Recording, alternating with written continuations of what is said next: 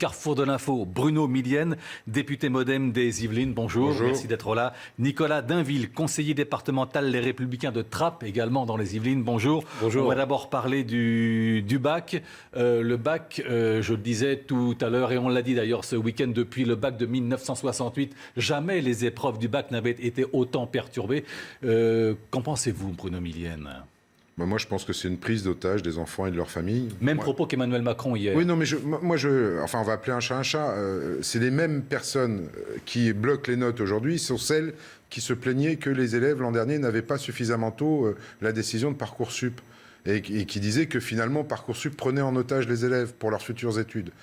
Le droit à la grève, il est constitutionnel, mais on ne prend pas les enfants et leurs familles en otage. Enfin, vous vous mettez à la place à la fois des familles et des enfants qui attendent leurs notes, c'est juste dramatique. Et en plus, c'est une infime minorité. On l'a bien vu, ceux qui ont fait ce blocage-là, c'est pas l'ensemble des profs, loin de là. C'est une infime minorité des professeurs qui ont bloqué, je crois, 100 000 dossiers au début, et puis après, ça s'est dégagé très vite. Mais c'est pas des actions qui sont compréhensibles par les parents. Si on voulait encore augmenter le divorce entre certains professeurs et les parents d'élèves et les élèves, on s'y serait pas mieux pris. Donc, et puis ça représente pour certains élèves une certaine injustice aussi, en fonction des notes qu'ils ont reçues entre leur moyenne continue et la note qu'ils ont eue au bac.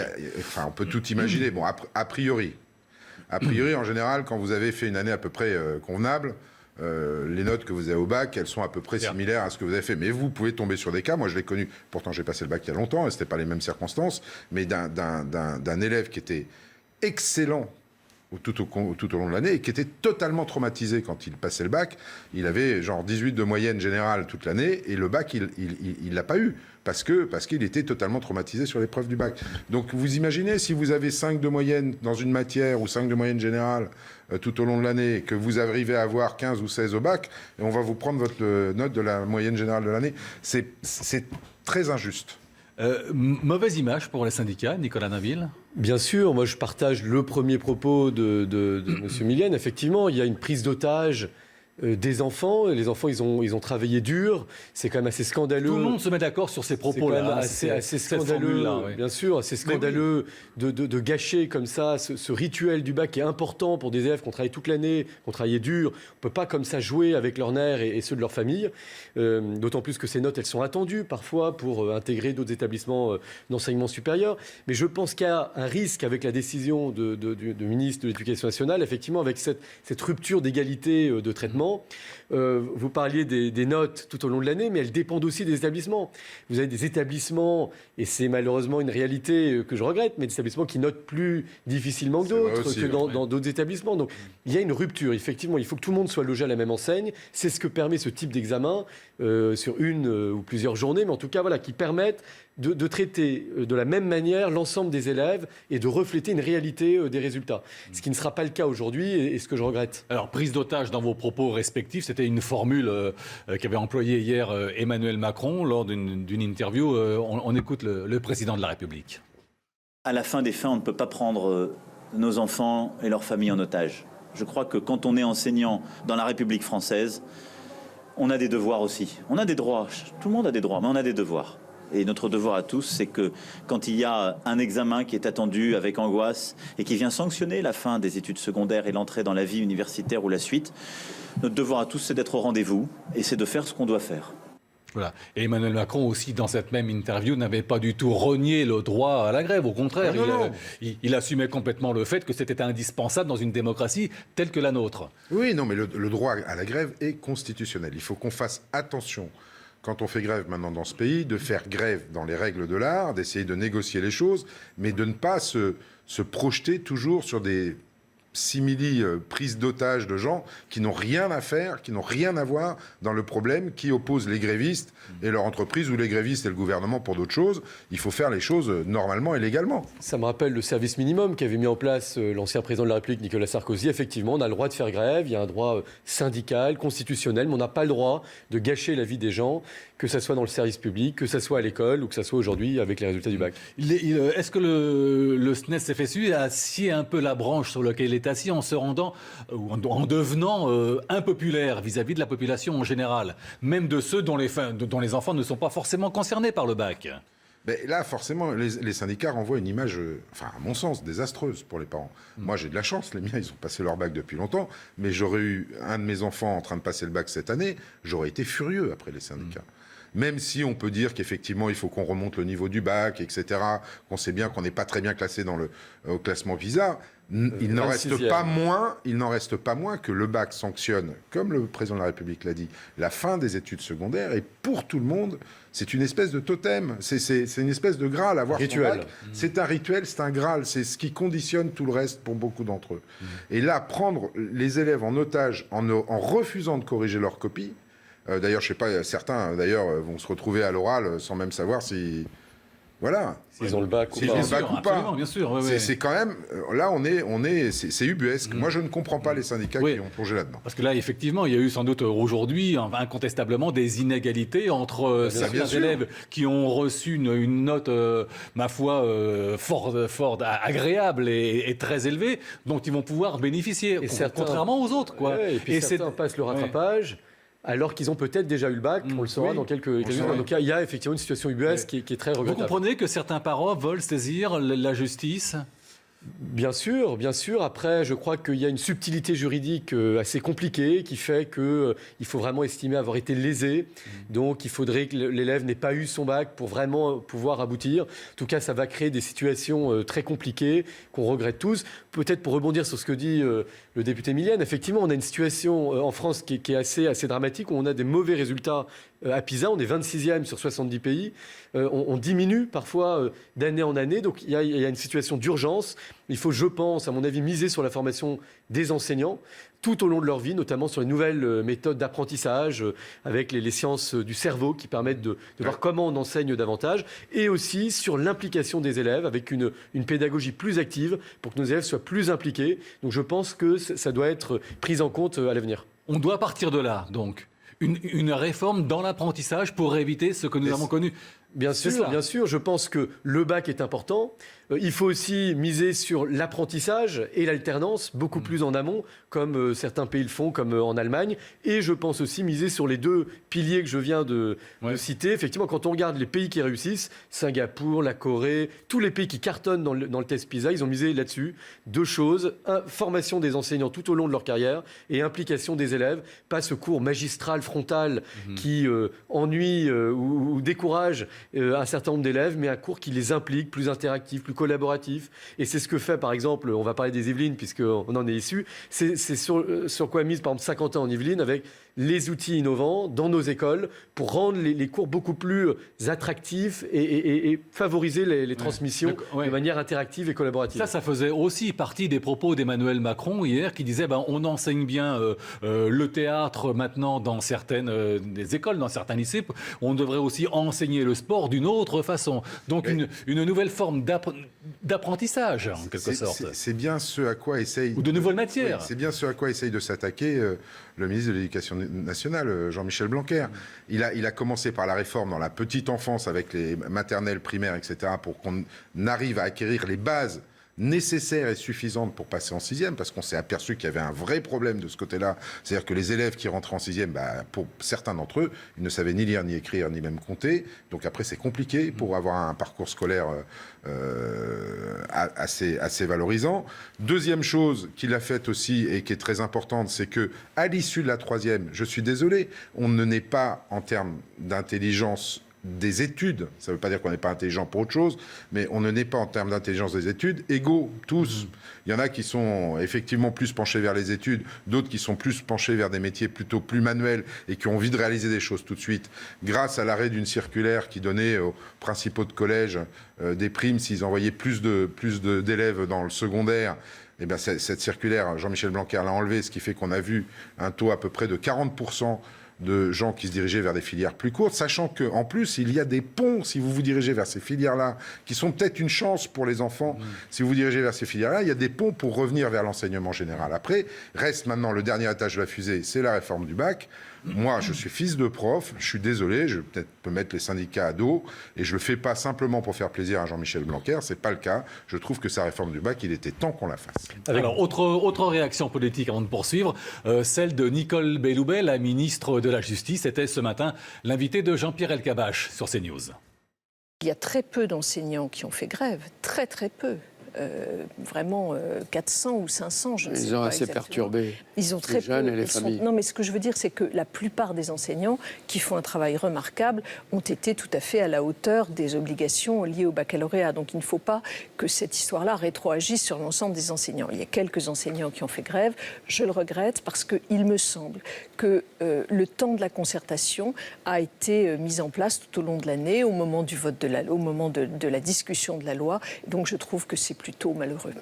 Alors ce que vient de dire Nicole Belloubet est intéressant et même très important parce qu'elle insiste sur le fait qu'il s'agit d'une toute petite poignée d'enseignants et ce sont eux qui ont perturbé et les élèves et les familles, Nicolas Dainville. Bien sûr, peut-être un petit bémol sur ce que vous venez de dire. Effectivement, il y a des bonnes choses que fait le ministre Blanquer. C'est, je pense, un bon ministre de l'Éducation nationale. Il y a quand même un certain nombre de problèmes qu'il ne faut pas éluder. C'est les écoles rurales. Il y a eu 888 classes qui ont fermé dans nos territoires ruraux depuis l'élection du président de la République et 400 écoles qui vont fermer encore en septembre. Donc, contrairement d'ailleurs à l'engagement du président de la République, vous savez, fermeture de classe, aucune fermeture d'école en milieu rural. Il y avait le petit astérix sur la lettre, sans l'accord des maires. Là, dans les 400 écoles qui vont fermer, il y en a quand même 150 où il n'y a pas eu l'accord des maires. Donc, petit bémol, et aussi petit bémol sur Parcoursup.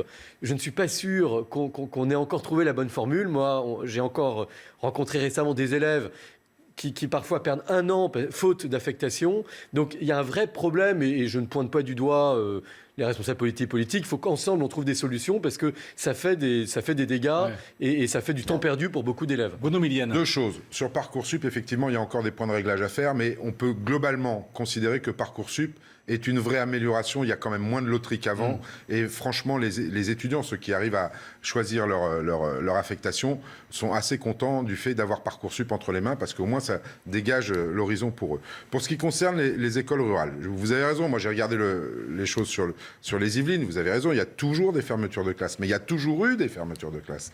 Dès l'instant où vous descendez en dessous d'un certain seuil, forcément, la classe, elle est automatiquement fermée. Alors, ce qu'il faut voir, c'est avec les directeurs départementaux. Il faut voir avec eux, quand on est à un seuil à 1 ou 2 près, il faut quand même essayer de voir si on ne peut pas maintenir les classes. Ça se fait, j'ai réussi à le faire dans mon village, ça s'est très bien passé. Simplement, avant on n'en parlait pas trop, et maintenant on en parle. Bon, voilà, c'est tout, mais il y a toujours eu des fermetures de classes et des fermetures... Et dans la République s'est engagé, c'est pour ça qu'on en parle un peu plus. C'est pas lié au fait qu'on veut fermer, parce que j'ai entendu tout et son contraire là-dessus. On dit on ferme des classes parce qu'on a mis le dédoublement des classes dans les zones prioritaires. C'est pas vrai. C'est pas vrai. On ferme des classes parce qu'il n'y a plus assez d'élèves. Alors après, il faut essayer de voir si on ne peut pas faire effectivement des regroupements de communes pour maintenir des classes partout, mais il n'y en a pas plus ni moins qu'il n'y en a toujours eu. C'est pas... Vous n'avez pas douté l'un et l'autre que Jean-Michel Blanquer plie face aux syndicats il y a quelques jours au débat, parce qu'il a tenu bon, il avait dit que tous les élèves auront leurs résultats en temps et en heure. Ça, je dois reconnaître à Jean-Michel Blanquer cette force peu commune, mais ce qu'il présente comme programme pour l'éducation nationale est très ambitieux. D'assumer, de tenir, quoi. Il est assumé, il est ambitieux, il veut réussir en se basant sur de nouvelles doctrines. On a parlé des sciences cognitives, c'est très important. Et il veut absolument impulser ça dans l'éducation nationale parce qu'il faut qu'on remonte dans le classement. C'est pas possible que notre école républicaine, qui était une des meilleures du monde, se retrouve aussi loin dans le classement. On l'a dit, 27e sur 70 pays, c'est inacceptable. Attention quand même effectivement à l'image. Il y a l'image de fermeté, de quelqu'un qui est tenace, tant mieux. Exactement. Après, il y a quelque chose, à mon avis, qui est cassé quand même avec certains syndicats, qu'il faudra quand même réparer si on veut mettre en place la réforme. On parlait de la réforme du lycée. Je crois qu'il y aura 12 options dans les choix. Ce qui est intéressant dans nos métropoles, mais par exemple, dans les milieux ruraux, il y a ce lien à faire attention, parce que des élèves devront aller parfois dans plusieurs lycées pour suivre plusieurs options, ce qui créera encore une fois un risque d'inégalité territoriale. Voilà, je pense que c'est aussi un des messages des Gilets jaunes, c'est attention, on est une nation, il ne faut pas qu'on ait ces 2 poids 2 mesures avec d'un côté nos territoires ruraux un peu plus oubliés que nos villes, nos métropoles, qui, elles, s'en sortent plutôt pas mal. On en parlait il y a quelques secondes. Ces 12 options, ça ne peut être qu'un bien pour l'enseignement futur. Oui, encore une fois, à condition que dans nos zones rurales, un peu plus reculées, les élèves soient à la même enseigne, logés à la même enseigne que dans les métropoles. Donc voilà, attention toujours, sur le papier, théoriquement, tout est toujours très bien. Quand on rentre dans le détail, il faut vraiment regarder la réalité du terrain. Je fais confiance au ministre Blanquer pour vraiment avoir ce regard-là attentif, mais il faudra qu'on fasse tous attention. Vous vouliez apporter un bémol, Bruno? Non, pas du tout. Ce que je veux dire sur la façon de faire de Jean-Michel Blanquer, c'est pour ça que j'apprécie beaucoup ce ministre, c'est qu'il engage l'action. Il ne va pas attendre de voir si tout est prêt partout, etc.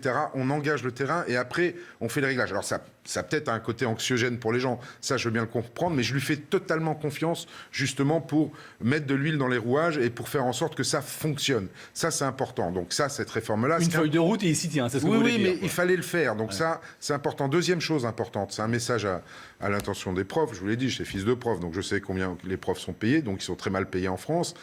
Quand je les entends dire on ne veut pas entendre nos revendications salariales, c'est pas vrai. C'est un volet qui est ouvert par le ministère de l'Éducation nationale. Jean-Michel Blanquer y travaille. Il travaille pour la revalorisation des salaires des professeurs. Et je crois que c'est important. Il faut qu'on y aille maintenant. Parce que ça fait trop longtemps qu'on les laisse à un niveau de salaire qui est trop bas par rapport aux responsabilités qu'ils ont. 13h, deuxième débat, messieurs, si vous le permettez. Les municipales, mars prochain, mars 2020. Emmanuel Macron est arrivé à Lyon hier. Il a dîné avec le maire de Lyon, Gérard Collomb, qui fut son ministre de l'Intérieur. Ce matin, rencontre avec David Kimmelfeld à la préfecture, le président actuellement de la métropole, le grand rival de Gérard Collomb. La guerre des chefs est lyonnaise, hein, à 8 mois des municipales. Oui, de toute façon, vous savez bien que sur les municipales, il y a 3 villes qui vont sortir un petit peu, qui vont être mises en lumière au niveau national. C'est Paris, Lyon, Marseille. Bon, c'est toujours comme ça. C'est les 3 villes. Bordeaux aussi, si on rajoute Bordeaux. Mais là, nous n'oublions pas quand même que Gérard Collomb a quitté le gouvernement pour revenir, reprendre la mairie de sa bonne ville de Lyon. Moi, j'ai une conception de l'action municipale qui est un petit peu différente, quelle que soit la taille de la ville. Mais enfin, bon, ça, c'est la mienne. Je pense, préoccupons-nous d'abord de ce qu'on doit faire pour les citoyens avant de se préoccuper de savoir qui va diriger la ville ou pas. Et s'il y a des oppositions fortes, mais si les buts sont communs, autant allier ses forces plutôt que d'y aller chacun de son côté. Voilà. Bon, ça, c'est ma conception des choses. Le président de la République, il me semble, a dit à peu près la même chose quand il a dit que ces deux-là feraient bien de s'entendre, peut-être un à la métropole et un à la ville de Lyon, pour avancer. Pour l'instant, la métropole de Lyon et Lyon, ce sont 2 belles réussites. Je crois que c'est une ville très agréable à vivre et dans laquelle il fait bon travailler. Ne cassons pas tout simplement pour des questions d'ego. Oui, ils doivent s'entendre, ces deux-là, Nicolas Dainville. Moi, j'ai envie de dire, bon, je ne suis pas lyonnais, donc je n'ai pas à me prononcer, mais c'est ce que vous voulez me dire. Effectivement, au niveau municipal, moi, j'ai une formule qui ressort vraiment du terrain, c'est que les idéologies divisent, les compétences rassemblent. Je pense que nos concitoyens, ils veulent un maire, une équipe de compétences, quel que soit ce qu'on vote dans l'isoloir, quelles que soient, je dirais, nos convictions nationales, mais au niveau local, ils veulent une alliance de valeurs, de convictions, de visions communes pour la ville. Et d'ailleurs, je suis d'entendre vos propos, mais c'est vrai qu'En Marche, je trouve, met une pression sur un certain nombre de maires qui, je trouve, est assez indigne, parce que les maires, je pense qu'ils doivent rester libres. Ils doivent rester libres. On ne doit pas les forcer comme ça à approuver tout ce que dit le président Macron. Moi, je pense qu'on assiste malheureusement à une recentralisation du pouvoir, avec notamment la suppression de la taxe d'habitation, qui vont rendre les maires encore plus dépendants de l'État qu'ils ne l'étaient déjà, ce qui était déjà assez important. Donc voilà, attention, un maire, il doit défendre son territoire, il doit défendre une vision d'avenir pour sa ville, il doit rassembler, quelles que soient les couleurs politiques, il ne doit pas rentrer dans une espèce d'étiquette ou de guéguerre de clans qui insupportent tout le monde. Alors on va écouter Gérard Collomb, maire de Lyon, qui a dîné hier avec Emmanuel Macron dans un célèbre restaurant lyonnais chez Léon. C'était dans le 1er arrondissement. Et Gérard Collomb. Le président de la République, je le connais un peu, est un bon connaisseur de la carte électorale pour ne pas donner à un moment donné son avis. Certes, il y a des commissions. Moi, j'étais dans la commission qui s'occupait des législatives. Donc je sais qu'in fine, les arbitrages sont toujours faits au plus haut niveau. Voilà, vous voyez, donc il le connaît un peu, il le connaît même énormément. On va écouter Emmanuel Macron lors de son passage aujourd'hui et hier à Lyon, le président de la République. Gérard Collomb, je le dis, a été et pour cette ville le grand transformateur, et il a un rôle essentiel à jouer dans l'avenir de la ville et de la métropole. David Kimmelfeld aujourd'hui est sur la présidence de la métropole et il a un rôle très important à jouer. Et moi, je veux qu'ils agissent ensemble. Voilà. Mais ils auront à dire les choses. Et je souhaite qu'on puisse, par le rassemblement, construire cette nouvelle étape. Voilà. Voilà, pour l'anecdote, il y a le petit mouvement d'épaule de Gérard Collomb qui se rapproche pour mieux écouter les propos du président Macron. Nicolas moi, je trouve que ce n'est pas à la hauteur du président Macron de parler d'une situation municipale, locale. Certes, une ville importante, mais je pense que c'est le président qui doit être le président de tous les Français. Il doit avoir une hauteur de vue un peu supérieure à ce niveau-là de préoccupation politicienne. Voilà, j'attends moi du président de la République qui s'exprime sur les grands défis de la France, sur les grandes réformes, pas sur une situation locale. Je pense que voilà, c'est pas de son niveau et je regrette qu'il descende, je dirais, aussi bas dans l'arène politique. Il devrait prendre plutôt de la hauteur. Moi, je le préfère quand il parle d'intelligence artificielle ou d'autres réformes, pas qui s'occupe de monsieur Kimmenfeld ou de monsieur Collomb. Bon, j'ai envie de dire, moi, ça ne m'intéresse pas d'entendre le président parler de ça. Bon, alors j'espère que Benjamin Griveaux va vous intéresser. On va passer au municipal à Paris. C'est toujours bien sûr en mars 2020. Et hier, dans un grand parc parisien, Benjamin Griveaux avait organisé un grand pique-nique pour redorer l'image, puisque la presse l'avait souvent accusé d'être trop arrogant, trop hautain. Benjamin Griveaux, d'investiture à l'Hôtel de Ville de Paris. On écoute. Cédric Villani se présente comme le premier maire écologiste de Paris. Moi, je ne veux pas être un maire écolo, je veux que la ville soit écologique. Je veux que nos pratiques soient écologiques, je veux que nos politiques soient écologiques. Au fond, il faut laisser les étiquettes de côté et il faut faire. Et pour faire, il faut partir du terrain. Mais je suis sûr d'une chose, c'est que Hugues Rançon, Cédric Villani et moi-même, on se présentera devant cette commission mardi. Voilà. L'écologie en priorité, visiblement, d'après les propos de Benjamin Griveaux à l'instant. Oui, regardez les derniers sondages qui paraissent sur les municipales, non pas pour savoir qui va gagner, mais ce que veulent les Français. D'abord, il y a un signe qui est important, c'est que 60% des Français souhaitent que leur maire, s'il a fait le boulot, se représente. Donc il y a encore cette confiance dans l'élu local, et ça, c'est important. Mais derrière, dans les préoccupations, vient très vite, effectivement, la question environnementale. Donc ça, vous allez l'entendre sur toutes les grandes villes, c'est évident, tout le monde va en parler, parce que c'est pas seulement dans l'air du temps. Parce qu'il faut en parler, c'est ça ? Parce qu'il faut en parler, parce que c'est obligatoire, parce qu'il faut qu'on agisse. Il faut que les gens n'oublient pas une chose, c'est que quand ils vont élire leur maire, ils vont aussi élire des conseillers communautaires. Donc à eux d'aller voir sur l'intercommunalité dont ils dépendent, ce qui est fait, ce qui a été fait, est-ce que l'intercommunalité a rempli les missions qui étaient les siennes, si ça va dans le bon sens, ou si ils estiment que ça va pas dans le bon sens, qui questionnent les candidats sur ce qu'il devrait être fait. Parce que ça, les gens, alors c'est normal, hein, les grandes intercommunalités sont arrivées à la dernière mandature municipale, donc les gens n'ont pas pris ça encore, n'ont pas pris conscience de ça, mais c'est très important, parce que l'intercommunalité va quand même décider pour beaucoup du projet de territoire sur lequel les gens vivent. Donc ça, il va falloir qu'ils en parlent. Je voulais juste répondre sur l'histoire du président. Nicolas, franchement, on lui pose une question sur la mairie de Lyon, et puis on va arrêter d'être tous hypocrites. Sur les grandes villes françaises, tous les présidents de la République se sont mêlés de candidatures. Donc voilà, là, il en parle clairement devant tout le monde. Je préfère ça plutôt que de la tambouille dans l'arrière-salle de l'Élysée, dont on sait très bien que tous les présidents de la Ve République ont toujours désigner, in fine, et non pas la commission d'investiture, les candidats des différents partis sur ces grandes villes. Est-ce que les municipales à Paris vous intéresseraient un peu plus que celles de Lyon, Nicolas Dainville ? Non, peut-être pour répondre sur l'écologie. C'est vrai que c'est un thème important. Tout à l'heure, pardon, mais quand je disais qu'il faut en parler, je disais il faut en parler électoralement, pas forcément pour l'intérêt qu'il porte à l'écologie, mais parce que ça doit faire partie du programme. C'est ça, voilà. Mais attention, c'est qu'en parler, ça suffira pas. Vous parlez, des intercommunalités, c'est vrai, bon, moi je connais bien celle de Saint-Quentin-en-Yvelines, mais c'est tous les jours qu'on agit, qui est une très belle interco. C'est les bus électriques, c'est des moyens de mobilité innovantes pour effectivement moins miser sur le carbone, c'est les panneaux photovoltaïques, c'est les rénovations énergétiques des bâtiments, c'est la mobilisation de fonds européens pour rénover nos HLM. Donc ça, c'est du concret. C'est effectivement un sujet important. Les municipales à Paris, c'est vrai qu'on s'accordera à dire que la voie écologique de Mme Hidalgo, très punitive, est effrayante. Y compris pour ceux qui habitent la banlieue, parce que fermer les voies sur berge, c'est peut-être sympa, effectivement, quand on habite au 1er arrondissement de Paris, mais pour ceux qui viennent de l'extérieur, c'est une catastrophe, c'est des bouchons monstres.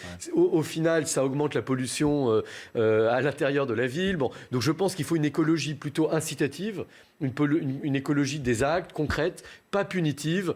Et puis Paris, voilà, on entendait M. Villani, c'est vrai qu'il y a une petite vidéo qui circule, on voit M. Villani louer de compliments la maire de Paris à l'époque. Bon voilà, il faudra aussi un peu de constance dans nos candidats et de cohérence pour être appréciés des citoyens. Nicolas Dainville, Bruno Millienne, merci à tous les deux d'être venus débattre autour de ces deux grands sujets d'actualité. On va reparler dans quelques secondes d'économie avec Éric de Ritmaten,